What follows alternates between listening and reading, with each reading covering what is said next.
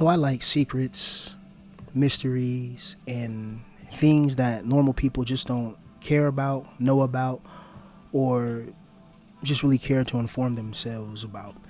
So I'll go over a few little things. Number one is called the Picatrix.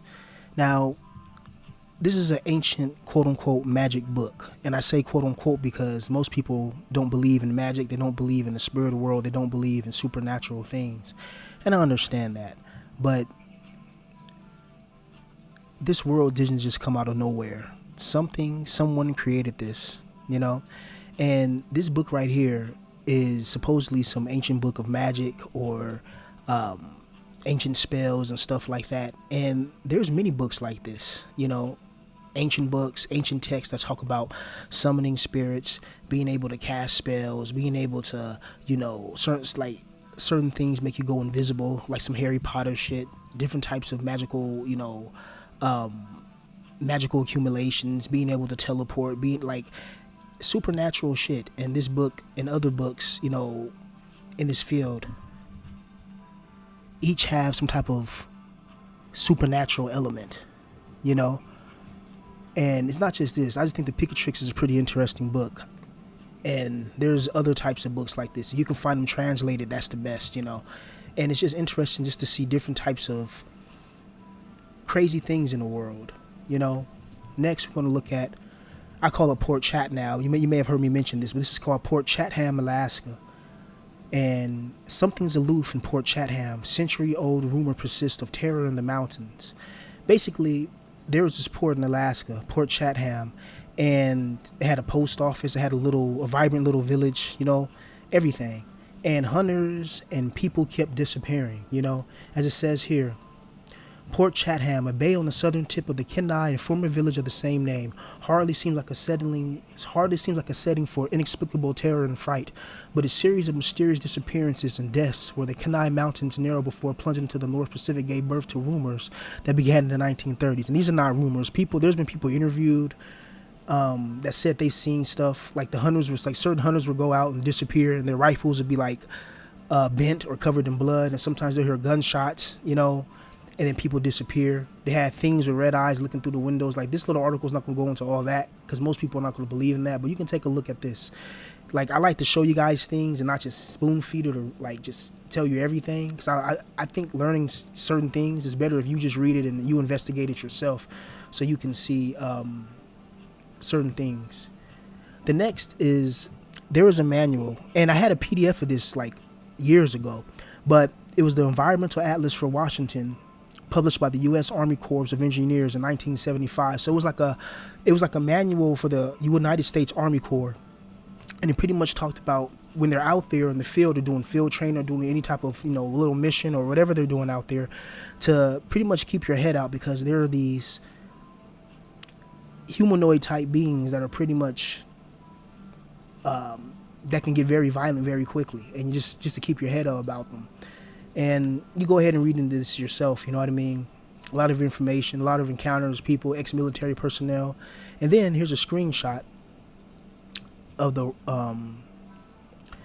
it's an Appendix D, the U.S. Army Corps of Engineers, Washington Environmental Atlas, 1975, page 53. So this is a screenshot someone took. And pretty much these little dots are showing where these creatures are at. But everybody knows there's probably deep underground. These things probably got all different types of, just like humans, different types of races, subspecies, and species. There's probably all types of creatures and supernatural things we don't know about. I know this sounds weird, but the world is a very interesting and strange place. Now, I just wanted to just talk about a couple of just little things right there you can check out. But in this world, man, you're going to have to find your own way. Point blank, period. You're going to have to find the things that motivate you to create, the things that motivate you to be great, or at least try to achieve it, or try to strive for it. Each one of us has some type of value to this earth, whether you see it or not, whether you're around the right people that see it or not. You have value. The way you perceive the world, the way you see things clearly. Like, people that listen to me, a lot of people listen to me, a lot of them have sense. They see things clearly for what it is. They understand that these systems of oppression is not good for the spiritual growth of our souls. Look the way that society is controlled. Like any good righteous society wouldn't be how this society is, where they pretty much just damn everybody below them. They hog all the main resources. They entrap people through pretty much servitude when it comes to money, because you can't do anything without money. And in order to get it, you have to serve someone. You know what I mean? And it's a system like that. You know, I just wish each one of us had special abilities and powers and attributes, like how they have in like X-Men or something like that, or Star Wars or something cool like that. Like you can just think of food or whatever and boom, it appears before you. You think of $1 million and just appear. But we already know that if we had that, then the government powers, the governmental systems would lose control. You see, everything's about control. You know, the reason why a lot of guys are having the quote-unquote failure to launch, as some people are saying, is because there's not enough real opportunities out there to really get people the life that they truly want.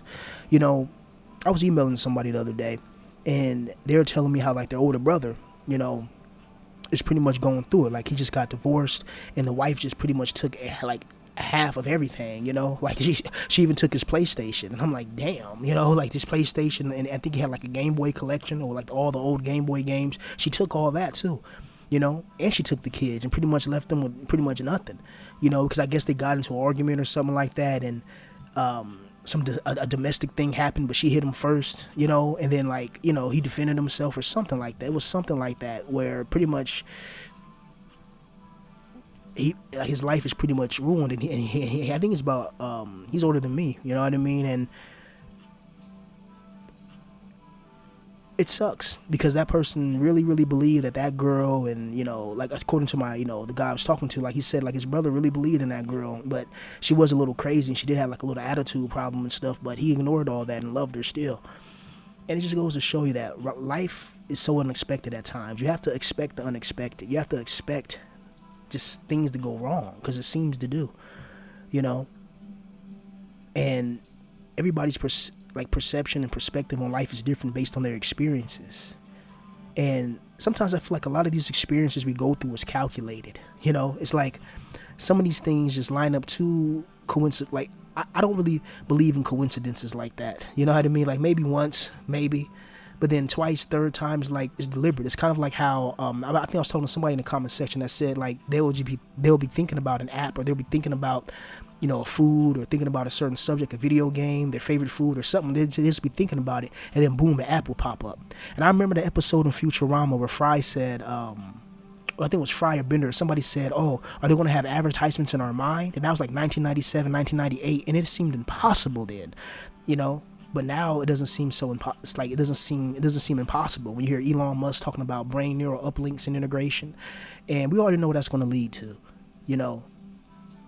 Giving the government access to your brain directly, like a direct neural uplink to your brain, does that sound like a good idea? Where they can just press a button and tell your brain to stop your heart, or tell your brain to go insane, or they can put spirits or demons inside the damn uplink neural shit if they know about summoning magic and all that. And I bet they do, because I mean they're their elites. They like the little spell book I showed you earlier, the Picatrix. That's like an ancient Arabian one. There's all types of even more ancient Chinese. There's African versions. There's like ancient German. There's all types of ancient magical relics that came from the time of the quote unquote gods. You know, the supernatural beings, or the fallen angels kicked out of heaven, or whatever you want to call them, the archons, whatever you want to call them. You know, there's a lot of technological advancements and enhancements that helped humanity and also drove humanity to insanity. You know, look at all the weapons of war. You know, if you really think about an intercontinental ballistic missile, how it's able to fire from one place in the world and hit another place pretty accurately, and even fly out of space. You know what I mean? You know, and then split itself up to different type of nuclear components, and boom, or nuclear warheads, and then boom, hit its target or hit multiple targets. That takes advanced science and mathematics. Like that seems something that a human mind can create. But think about, like, you know, if you were like an ancient caveman, if that's even real, right? Because I think the ancient past was more advanced than they like to tell us, you know. And I believe that there's always these global resets when technology, when a society gets too advanced or whatever. There's like some type of ancient global reset. You see this time and time again in ancient mythologies and things of that nature. They talk about the Great Flood. Every single freaking ancient civilization said there was a flood. The Bible talks about it, you know. Different cultures and religions talk about it, you know. And they talk about the Great Deluge and all that. So I believe our past as humans was significant. It was magical. We lived in a magical time. I believe it was a combination of like Star Wars, Lord of the Rings, The Witcher 3. You know what I mean? Like, like what I mean by those is like there's certain advancements like Star Wars there's certain technology that looks like magic because it is magic. If you really think about it. Think about the force, the light side, the dark side, the heaven, the hell, the good God, the devil, the good and the bad, the yin and the yang. Look at that, look at that. It's always some simultaneous association. It's very interesting, But I believe that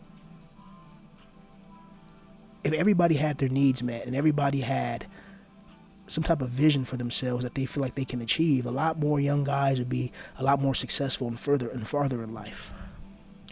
And it's about knowing the right people, because meeting the right person can change your life totally. Like, if I was to meet like somebody who's like in the position I want to be in, they're doing exactly what I want to do for a living, they're making all this money, this, that, and the third, and they take me under their wing, they're like, hey man, just come, woo, woo, woo, and just make melodies all day, woo, woo, or just do, make beat, woo, woo, or write songs from you, woo, woo, and they're able to pay you, and like their friends become your friends, and then you meet an engineer, and then you guys get cool, you start playing Fortnite together, you start talking about how the game industry is this, you start playing different other old school games. Like the other day I just finished today actually I just finished Mass Effect 2. That's one of my favorite fucking games of all time. I love that game, like wow, and but my mind now is focused on economic stabilization and acceleration, point blank period, and having a mentor would be phenomenal right now. Somebody that's a little older than you, a lot more successful, that can take you under their wing and show you the exact steps you need in order to be economically independent and economically defiant and economically viable. You see, the virility of the human mind in this dimension depends on the strength of your money you have. The virility, the health of your mind, it depends, and it's totally tied in your economic situation. This is why depression happens to people, a lot more when they're poor. Do rich people get depressed? Of course, but that's because a lot of them signed all types of, weird deals. They had to do something a little strange for some change to get where they at. Some soul selling, some sacrificing, some all type of Illuminati shit. So that's why they're regretting that. And then they may see demons and spirits, and then they're reminded they're going to spend an eternity in hell and all that. But they get the earthly riches, right? At least that's what it's been framed like, huh? But deep down inside, we don't really know what happens beyond the veil. Like truly. Is why there's a hint of fear with that. You see, a lot of us, or all of us, existence is all we have known. We have never known to not exist. But what if we do continue to exist? And then you really think about, like, hey, what is this life really about? Is this life all about just supporting this system of oppression? Or is it about finding spiritual growth and development that can help us that when we pass away, we're able to have certain spiritual attributes and certain spiritual things that we're supposed to learn in this life that can help us to the next life,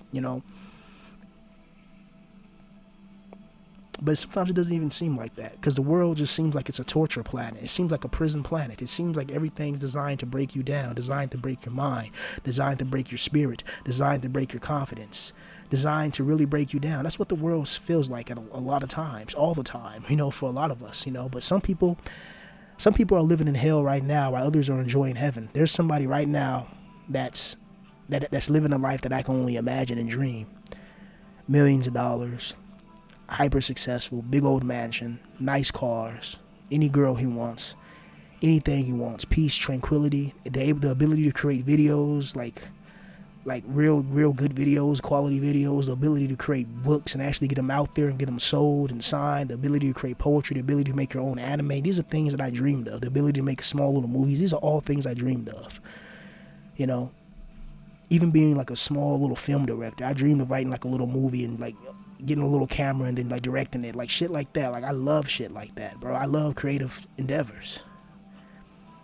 I just wish it would have worked out for me when I was younger. I wish I was around I met the right people in the industry. You have to meet certain people in the industry that you want to be a part of, that kind of have to put you on.